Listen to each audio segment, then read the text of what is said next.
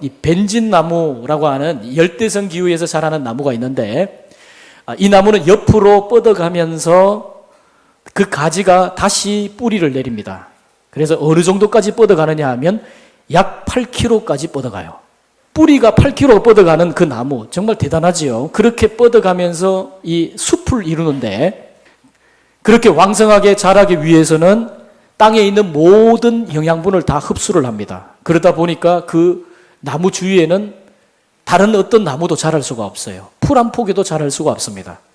모든 땅의 양분을 다 흡수하기 때문에 땅이 황무지가 되는 거죠. 나무가 죽어 고목이 되어도 그 지역은 황무지가 됩니다. 이에 반해서 바나나 나무는요, 자란 지 6개월 만에 또 다른 싹을 냅니다. 이 싹을 내면서 모수가 스스로 자라면서 또 그 싹에게 영양분을 공급해줘요. 땅에 영양분을 공급해주는 겁니다. 계속해서 자기도 자라고 또 그 싹도 틔우고 싹도 자라게 하고, 그렇게 영양분을 공급해주면서 자라간다고 합니다. 이 바나나 나무가 잘려져도 그 인근에는 많은 풀들이 자라는 것을 보게 돼요. 왜 그러냐면 그렇게 바나나는 주위의 땅에 식물에 영양분을 공급해 주는 겁니다. 우리 교회에 화단에 지금 이제 새롭게 리모델링을 해서 테라스가 나와 있지만 원래 거기에 바나나 나무가 있었습니다. 얼마나 이 바나나 나무가 왕성하게 번성을 하는지 몰라요. 그렇게 바나나 나무는 주위에 많은 나무들에게 또 싹에 영양분을 공급해 주는, 그래서 함께 자라가는 그런 나무라고 합니다.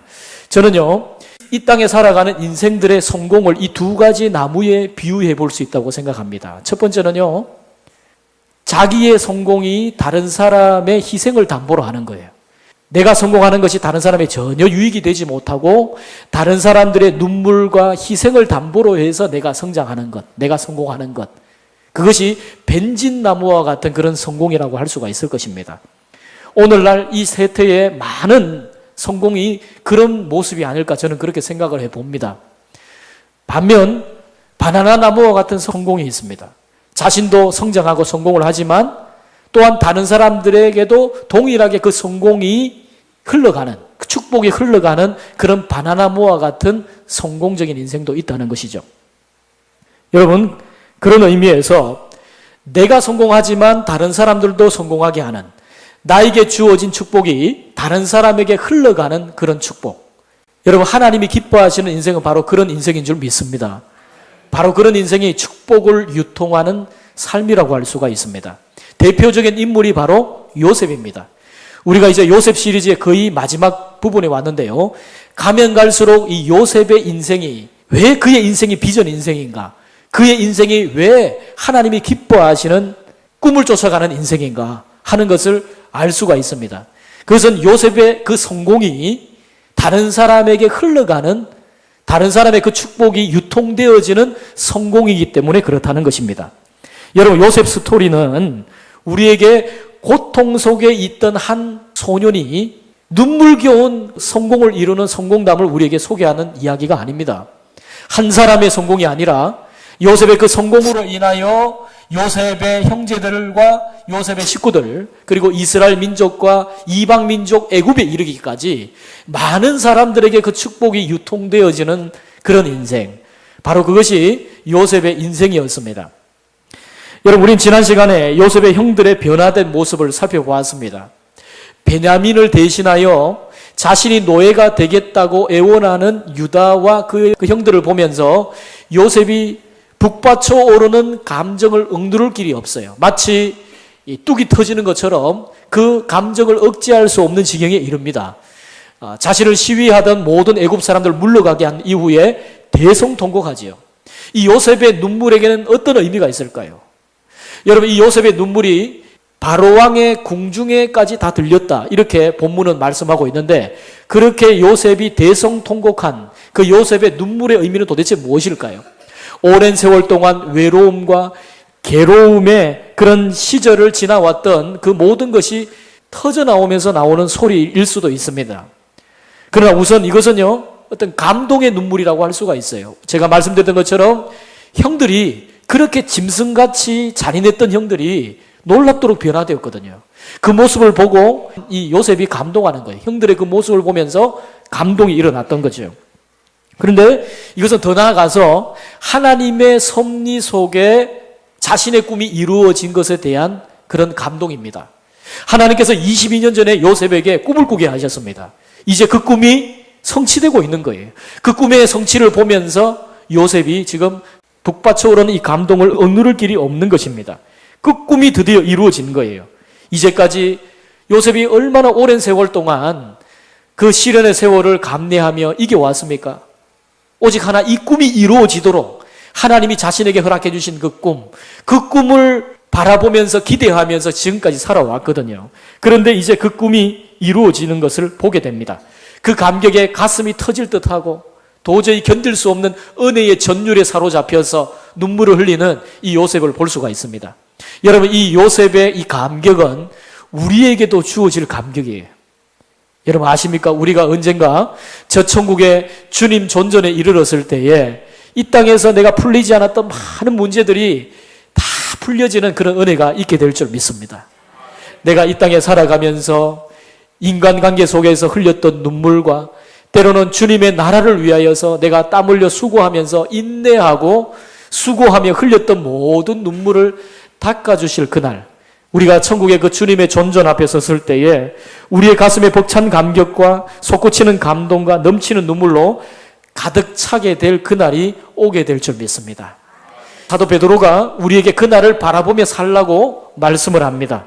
베드로후서 3장 11절 12절입니다. 거룩한 행실과 경건함으로 하나님의 날이 임하기를 바라보고 간절히 사모하라 그랬어요. 그날을 간절히 사모하라 그렇게 말합니다. 그날이 여러분의 소망이 되기를 바랍니다. 여러분 그날을 바라보면서 어떤 어려움도 감내하시고 잘 감당하시고 또 기대하시면서 힘있게 살아가시기를 주님의 이름으로 부탁드립니다. 이 요셉의 형들은 갑작스러운 이 총리의 행동에 당황했을 거예요. 갑자기 총리가 막 우는 거예요. 여러분 형들이 얼마나 놀랐겠습니까? 무슨 일이 일어날까? 지금 이 일이 그 다음에 어떻게 이루어질 것인가? 굉장히 많은 두려움과 당황스러운 그런 모습이었을 거예요. 그런데 그 총리가 갑자기 감정을 가다듬더니 딱 두 마디를 합니다. 나는 요셉이라. 히브리 말로 아니 요셉. 딱 두 마디를 하는 겁니다.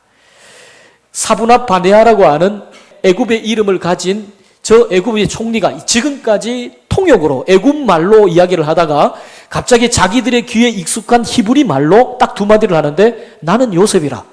형들이 귀를 의심했을 거예요. 이게 도대체 무슨 이야기인가? 저 애굽 사람이 지금 무슨 이야기를 하는 거야? 자기 귀를 의심하면서 나는 요셉이라. 아니 요셉이라고? 저 애굽의 총리가 요셉이라고? 형들이 지금 떨기 시작하는 거예요. 두려움에 휩싸였습니다. 왜 그럴까요? 22년 전에 자기들이 한 일이 있거든요. 요셉이 지금 총리에 있는 겁니다. 두려움에 떨고 있는데 그 총리가 이렇게 말합니다. 4절에 말하죠. 내게로 가까이 오소서. 나는 당신들의 아우 요셉이니 당신들이 애굽의 판자라. 놀라는 그들을 향해서 요셉이 뭐라고 말합니까? 근심하지 마소서. 두려워하지 마소서. 하나님께서 나를 이곳에 보낸 것은 형들의 생명을 보존하기 위해서, 형들의 그 후손들을 보존하기 위해서 하나님이 나를 애굽에 보낸 것입니다. 형들이 나를 애굽에 보낸 것이 아니고 하나님이 나를 애굽에 보낸 것입니다.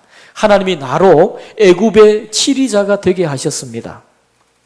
여러분 우리가 이 요셉의 말 속에 보면요, 이 요셉 스토리의 아주 중요한 주제를 하나 발견합니다. 그게 뭐냐면 하나님의 섭리라는 거예요. 여러분 하나님의 섭리가 뭡니까? 인간사 모든 것이 하나님의 허용과 하나님의 통제 속에 이루어진다는 거예요. 여러분 우리의 지워지는 인생의 모든 일들이 인간관계 속에서 사람과 사람 사이에서 그런 인간관계 속에서 이루어지는 일들의 연속으로 보여지지만 사실 그 모든 것은 하나님의 섭리 속에 하나님의 손길 가운데서 이루어지는 일들입니다. 여러분 지금 요셉이 오늘 이야기하는 그 말 속에 보면요, 하나님의 이름을 4번이나 언급을 합니다. 원문에는 4번인데요 우리말로는 5번이 나와요. 그것을 강조하기 위해서 우리말에는 하나님을 한 번 더 썼겠죠. 근데 여기 보면 하나님이 나를 보내셨다라는 말이 2회 나옵니다. 그리고 하나님이 나를 만드셨다는 것이 2위에 나와요. 하나님이 나로 애굽의 치리자가 되게 하셨다. 하나님이 나로 애굽의 바로왕의 아비가 되게 하셨다. 그러니까 자기가 지금 이제까지 이루어진 이 모든 일들은 바로 하나님이 하신 일이다. 하나님이 다 하셨다. 지금 그것을 강조하는 거죠. 이것이 바로 하나님의 섭리라고 하는 요셉의 신앙입니다. 우리가 때로는 우리의 주어진 일들이 인간관계 속에서 얽히고 설켜서 이루어진 일들처럼 보여지고 그 가운데서 때로는 우리가 원망하기도 하고 때로는 원한으로 남기도 하고 그렇게 우리의 인간관계 속에서 살아가는데 이런 모든 일들의 진상을 제대로 살펴보면 이 모든 것이 다 하나님의 섭리 속에 이루어지는 일들이라는 거예요. 여러분, 하나님께서 그 가운데 간섭하십니다. 우리의 인생에 하나님이 주인이시고 감독자이시고 연출가가 됐어요. 요셉을 애굽으로 팔아 넘긴 사람이 요셉의 형들의 손으로 이루어진 것 같아 보이지만 그 배후에 누가 계셨습니까? 하나님이 계셨어요. 요셉이 억울하게 보디발의 아내의 누명을 써서 감옥에 들어간 것 같아 보이는데 그 모든 것 가운데 허용하신 분은 바로 하나님이셨습니다. 그 감옥 속에서 술장관을 만나라고, 그 술장관과 인연이 되어서 애굽의 왕을 만나라고 하나님이 섭리하신 거예요. 그 감옥 안에서 또 누구를 만나게 되죠?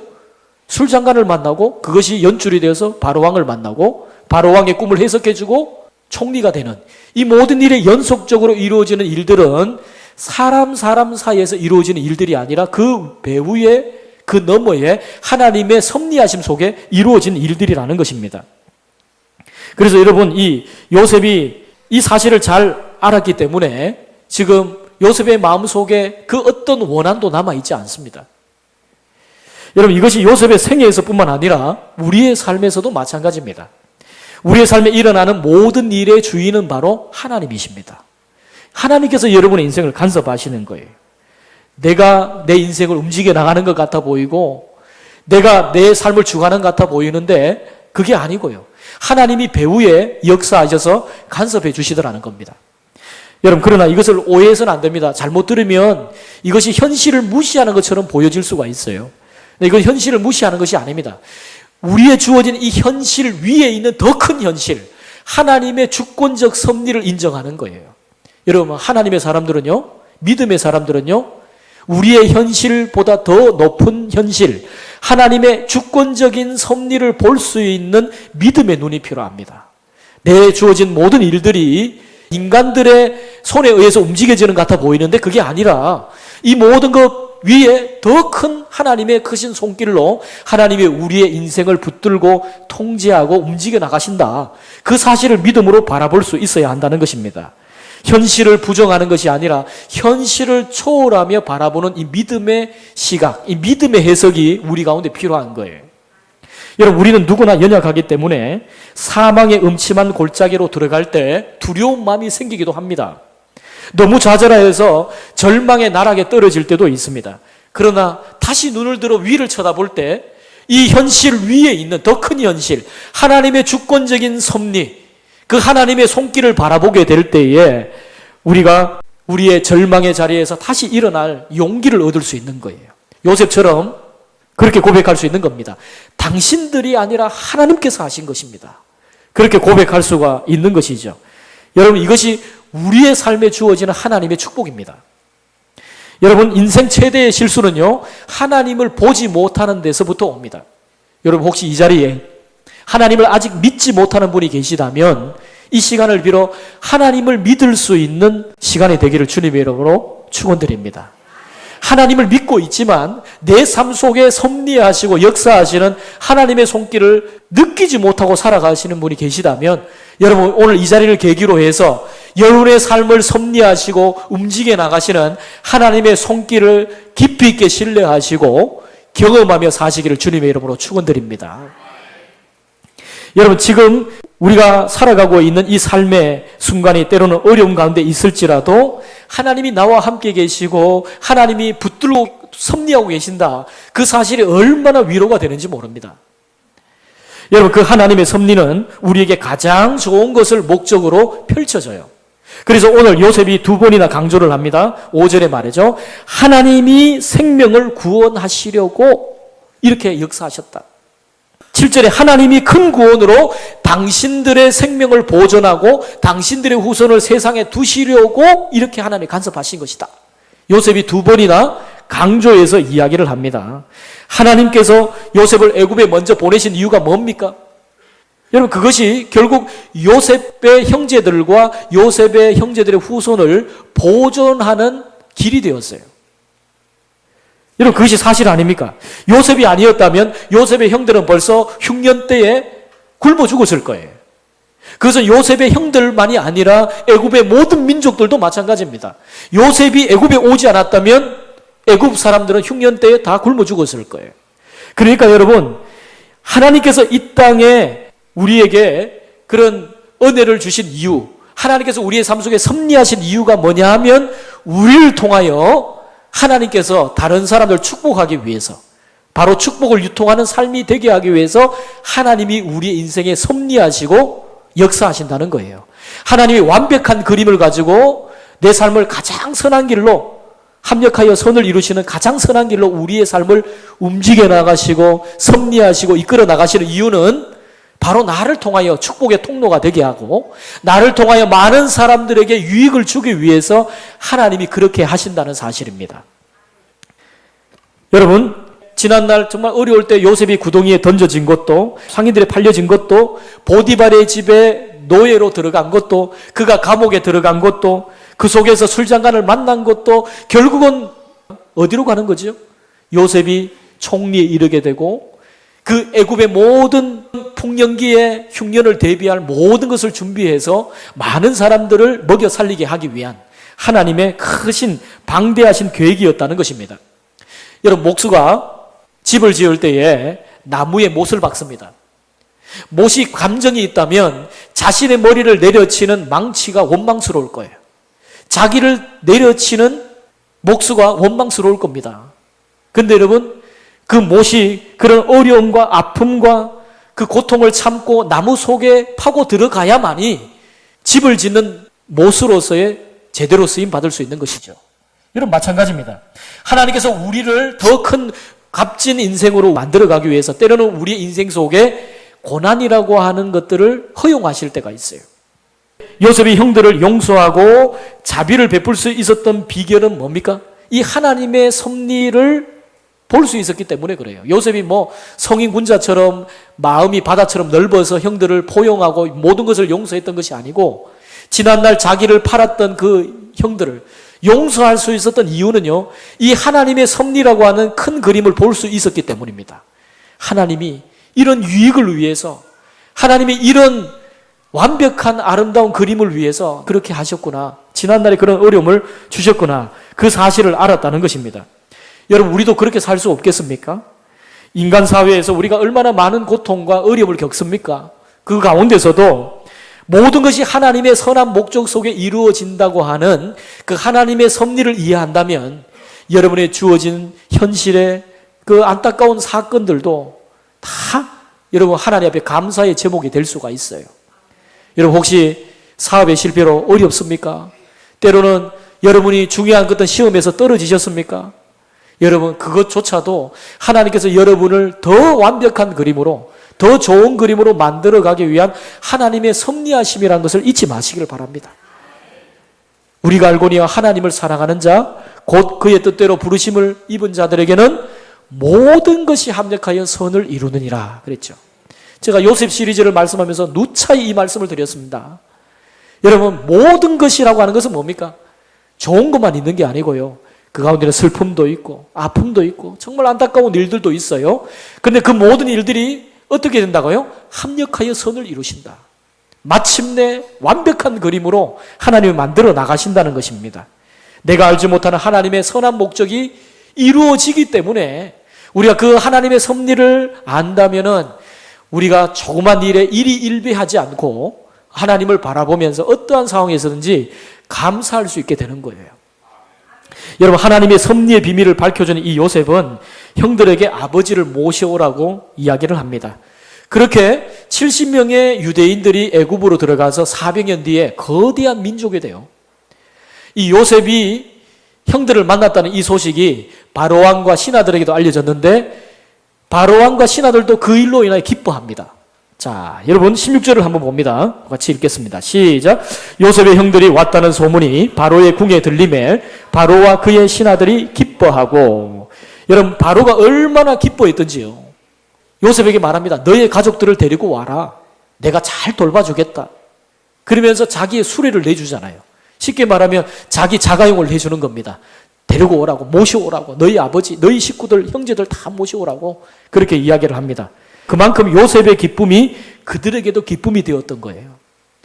여러분, 요셉의 이 성공으로 인하여 많은 사람들이 기뻐하는 것을 한번 보십시오. 여러분이 혹시 여러분이 잘 되는 일로 인하여 다른 사람이 기뻐합니까? 그게 진정한 성공이에요. 진짜 성공은 뭐냐면요, 내가 잘 되는 것 때문에 다른 사람들이 같이 기뻐할 수 있는 것이 진짜 성공입니다. 지금 요셉의 성공이 정말 진정한 성공인 이유가 바로 여기에 있어요. 요셉이 형제들을 만나고 또 이제 가족들과 만날 그 앞길을 보면서 바로와 모든 애굽의 신하들이 다 기뻐하고 있어요. 여러분, 이게 진정한 성공입니다. 여러분의 성공이 누군가의 눈물을 담보로 해서 이루어진 성공이라면 여러분의 성공을 다른 사람들은 시기하고 좋아하지 않을 겁니다. 그러나 여러분의 그 성공이 정말 여러분의 성공으로 그치는 것이 아니라 여러분이 정말 축복의 유통자가 되어서 축복의 통로가 되어서 여러분에 통하여 그 축복이 흘러가고 여러분의 성공으로 인하여 또 다른 사람이 성공하는 그런 삶을 산다면 여러분, 사람들이 여러분의 성공을 기뻐해주고 박수 쳐줄 겁니다. 여러분, 그것이 정말 진정한 성공이에요. 여러분, 지금 바로왕이 요셉에게 식구들 데려오라고 명령하니까 요셉이 어떻게 반응하는지를 보세요. 자, 21절부터 23절입니다. 우리 같이 한번 읽어봅니다. 시작.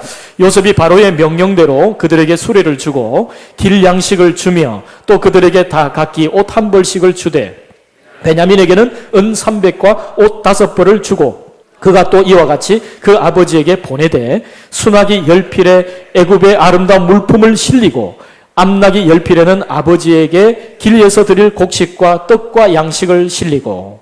여러분, 여기에서 반복적으로 하는 요셉의 행동이 뭡니까? 주고 실리고 보내고 주고. 여러분, 요셉의 이 인생의 특징이 보면 자꾸 베풀어주는 모습으로 나타나잖아요. 여러분, 이게 진정한 성공입니다. 이게 정말 하나님이 기뻐하시는 성공의 정의입니다. 여러분, 이 땅에 많은 사람들이 생각하기를 자기가 생각하는 성공은 어떤 성공이라고 생각합니까? 세상에 많은 사람들은요, 받고 모으고 움켜쥐고 이런 것이 성공이라고 생각하는 거예요. 여러분, 그게 진정한 성공이 아닙니다. 여러분, 이 땅에 정말 성공했다고 하는 사람들 한번 보십시오. 얼마나 베푸는지. 그럼 베푸는 것, 나를 통하여 축복이 흘러가는, 나를 통하여 이 축복이 유통되어지는 그런 인생이 진정한 성공이라는 것이죠. 여러분, 지금 이 요셉이 받은 이 축복은 자신 한 사람만의 축복이 아닌 모든 사람이 누리는 축복이었습니다. 그 성공은 자기 한 사람으로 끝나지 않고 자기를 통하여 자기 가족들에게 그리고 애굽 사람들에게까지 흘러가는 그런 축복임을 우리에게 말씀하고 있죠. 요셉은 축복을 유통하는 삶이었어요. 여러분, 우리의 삶에 하나님께서 섭리하시는 이유가 바로 거기에 있습니다. 여러분의 삶이 하나님 앞에 축복을 받아야 될 이유가 뭡니까? 내 사업이 지금 잘 돼야 될 이유가 뭡니까? 여러분이 직장에서 승승장구하고 잘 되어져야 될 이유가 뭡니까? 여러분이 축복을 유통하는 삶이 되라는 것이에요. 축복을 유통하는 삶이 되는 것이 우리 인생의 목적이 되라는 것입니다. 여러분, 박노해 시인이라고 하는 분이 단어를 아주 재미있게 해석을 했습니다. 여러분, 절 받으십시오라고 하는 말이요, 절을 받으십시오라고 하는 뜻이랍니다. 절을 한다는 것은 절을 받으십시오, 그런 의미예요. 아내는 아내 해, 집안의 해가 아내라는 겁니다. 집안의 해가 늘 따스하게 빛나야 되겠죠. 집안의 해가 먹구름이 끼이면 안 됩니다. 그래서 남편분들이 잘 하셔야 돼요. 여기 여러분, 나쁜이라고 하는 단어는요, 원래 원어의 의미에 보면 나쁜이라는 겁니다. 그러니까 나쁜 사람은 어떤 사람이냐면 나뿐인 사람이 나쁜 사람이에요. 나만 이렇게 생각하는 사람이 있죠. 내 것 나만 이렇게 하는 사람이 있죠. 그런 사람이 나쁜 사람이라는 거예요. 그러면 좋은 어떤 어원이 있냐면 주는이 좋다는 거예요. 그래서 좋은 사람은 뭐냐? 주는 사람이라는 거예요. 여러분, 하나님께서 우리를 축복을 유통하는 삶으로 우리를 불러주셨어요. 그런 그림을 가지고 하나님은 우리에게 섭리하시고 간섭하셔서 모든 일이 합력하여 선을 이루도록 그렇게 하십니다. 여러분, 그런 하나님의 섭리를 우리가 바라본다면 우리가 어떤 삶을 살아야 될 것인가 하는 것이 분명해지죠. 여러분, 오늘 이 시대는 성공병에 전염이 되어 있습니다. 성공신화, 성공병, 성공을 갈망하고 있어요. 그런데 무엇이 정말 참 성공인가? 우리가 여기서 정리를 해보아야 됩니다. 나의 기쁨이 다른 사람에게 기쁨이 되는가? 나의 성공이 누군가에게 유익이 되고 있는가? 그것이 정말 진정한 성공. 우리 그리스도인들이 목표로 삼아야 될 성공인 줄 믿으시기를 바랍니다. 여러분, 그래서 여러분 고린도전서 10장 31절에 바울이 이런 말을 합니다. 그런즉 너희가 먹든지 마시든지 무엇을 하든지 다 하나님의 영광을 위하여 하라 그랬어요. 우리가 어떤 삶을 살든지 하나님의 영광을 위해서 살아가야 되는데 하나님의 영광을 위해 살아가는 그 삶의 구체적인 모습이 어떤 것인가? 고린도전서 10장 33절 그 이후에 이렇게 말씀합니다. 같이 읽어봅시다. 시작. 나와 같이 모든 일에 모든 사람을 기쁘게 하여 자신의 유익을 구하지 아니하고 많은 사람의 유익을 구하여 그들로 구원을 받게 하라. 할렐루야. 나와 같이 모든 일에 모든 사람을 기쁘게 하라는 거예요. 나의 기쁨이 아니라 모든 사람의 기쁨, 나의 유익이 다른 사람에게 유익이 되는, 모든 사람의 유익이 되는 그런 삶을 살아라는 거예요. 이런 삶이 바로 하나님께 영광을 돌리는 삶이라는 것입니다. 사랑하는 성도 여러분, 여러분 하나님께서는 여러분의 삶에 섭리하십니다. 믿으십니까? 여러분이 어렵고 힘들고 고난 속에 있어도 하나님은 여러분을 가장 좋은 그림을 두고 여러분을 섭리하시고 이끌어 가실 겁니다. 여러분, 그런 인생을 살아가는 이유가 뭐죠? 바로 축복을 유통하는 삶입니다. 나를 통하여 또 다른 사람의 축복이 흘러가는 축복의 통로로 하나님은 우리를 세워주신다는 것을 잊지 마시고 늘 그 하나님 은혜 아래에서 살아가는 복된 인생 되시기를 주님의 이름으로 축원드립니다.